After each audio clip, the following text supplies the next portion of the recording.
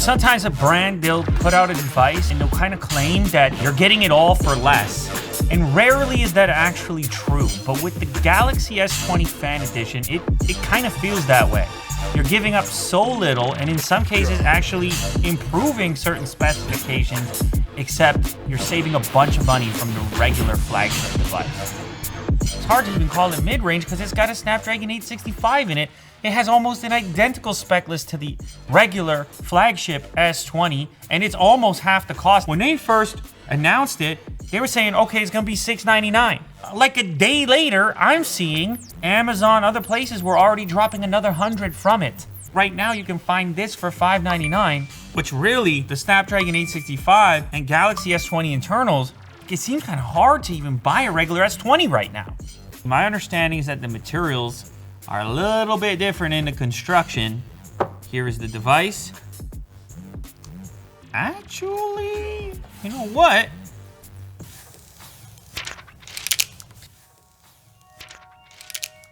But it has that plastic back. Now, I was a little critical of this matte finish plastic back on the Note series devices.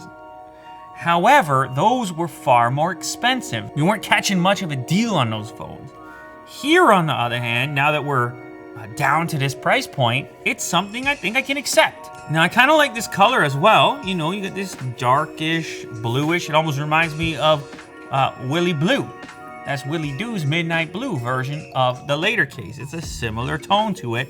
Now, you are gonna lose a couple of capabilities in the camera department. You're not gonna shoot 8K video. You're not gonna have you're not gonna have 100 times space zoom, but you are gonna have telephoto functionality, and you're gonna have the important stuff you would come to expect inside of an S20 smartphone, just for less money.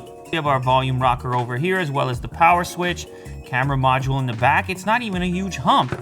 Bottom of the device, you have your USB Type-C port, as well as a speaker. Top of the device showcases your SIM card tray, also capable of expandable storage.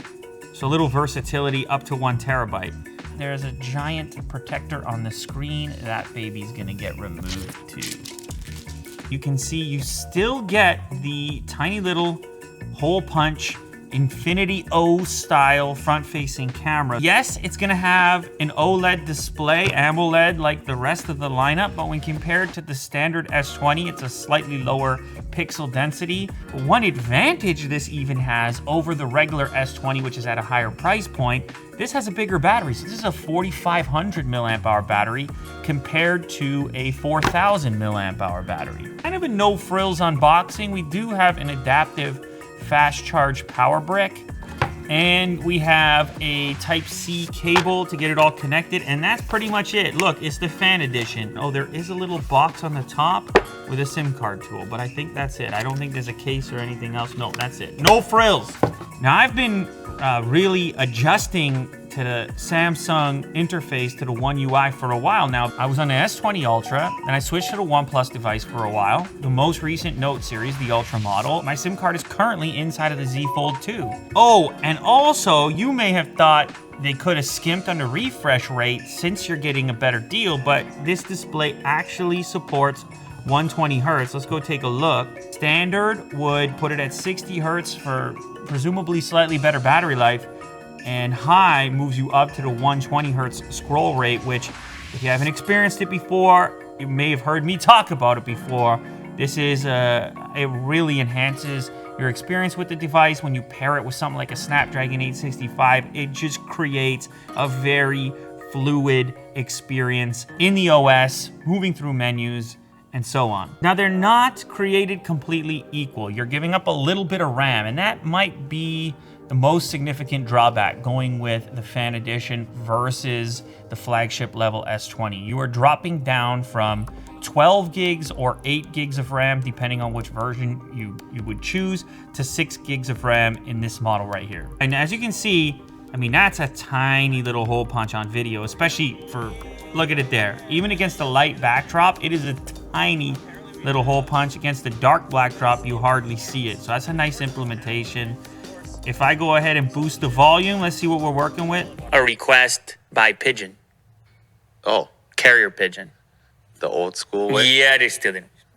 PlayStation controller. You know so it is. It's firing out of both locations, from the bottom region and up around the earpiece, which is hardly even there. So that's kind of nice. Is that the screen type of setup? It's buried in there. PlayStation 5 controller, Will? Travis Scott. But it does give you, it's a pretty nice, I don't think they skimped on it too much. I'm satisfied. I'm okay with that. Now, if I launch into the camera, you can see I still have camera versatility. I don't have the same reach on the zoom, but how often were you using that? This is your standard focal range. Photo, bang, and we move into the zoom, a 3x. Now, there's other settings for the hybrid zoom and all that, up to 30x, but let's use the 3x for the purpose of this. And we can go all the way back to 0.5 for the ultra wide. I think it's enough versatility for the average person. Plus, these S20 devices have been great performers in the camera department, and they've seen continued improvements through software. Now, if I switch over to the selfie camera, I can go ahead and do a little selfie test real quick. I just gotta turn off the beauty. I need the original. I can't be having the beauty mode on there, as you know. Beard hair test, it passes. We have plenty of resolution. What is the resolution? It's a 32 megapixel front-facing camera. Interestingly enough, that's more megapixels than the standard S20. You gotta go all the way to the Ultra model to beat that with a 40 megapixel shooter. That's kind of, I mean, this is a weird phone. It's hard to figure out. It has a bigger screen than the regular S20. It has a bigger battery than the regular S20. It's almost half the price of the regular S20. I get it, it's plastic, but I feel like I can live with that when I get the cost savings. I was mad about it with the Note, as you know, but when I get the cost savings, I think I can live with it. Face recognition and fingerprints. Now, it's an optical-based face unlock system. Well, I've tricked some of these in the past, but tremendous speed. I'm gonna go ahead and register my fingerprint. The fingerprint is added. We'll give it a quick test. Yes, functions as expected. In-display's gotten a lot better. It's kind of funny to see some manufacturers going back to the capacitive rear scanner, like the new Pixel devices that we saw today. There's a rumor that the upcoming Apple devices could potentially have fingerprint back, Touch ID in the power button. So many different implementations. One of the advantages of being in display, you can use it even when it's on the table. You see, that may or may not be important to you. Snapdragon 865, it means tremendous prowess when it comes to processor-intensive tasks, including gaming. So I'm gonna go ahead and launch a game real quick and just showcase what this thing's capable of. I know a lot of people out there, they want the top level chip, but they don't want to pay the top level money. You don't want to pay $1,000 for a smartphone. That's reasonable. Here's a way you can do it. Look at this. So if you drive and then swipe up, you can dunk it. I'm fine with the layup. I'm fine. I'll take the 2 points.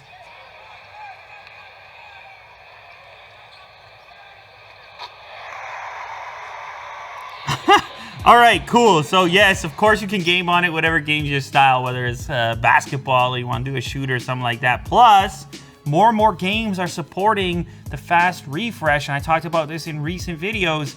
Having that 120, once you see a game at it, or even 90 or something above 60, it has this extra twitchiness to it, which can really enhance the experience. Wow, what a device. I mean, what can you say? It's an S20, sort of rehoused and trimmed back a little bit, but then also improved in other areas. If you want a big battery performer, 4,500 milliamp hours, you want a flagship chip. You don't, just because you're spending a little less money doesn't mean you don't want a Snapdragon 865. Okay, it's in there. You want Galaxy S20 caliber cameras. Oh yeah, that's in there as well. You want the versatility of expandable storage. That's in there as well. You got fast charging. It's in there. Yeah, you got to put up with the plastic chassis. Okay, fine. You saved a bunch of money.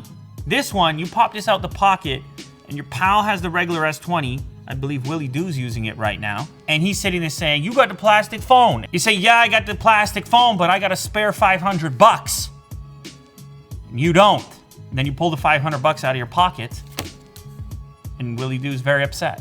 So look, if you got to trim it back, you trim it back, but you pass the savings on to the customer, and they definitely did that here, and it's probably why they call it the Fan Edition. Well done, Samsung. I mean, like I said, look, you got $500, $600, $700 to spend on a smartphone right now. It's a good time for you.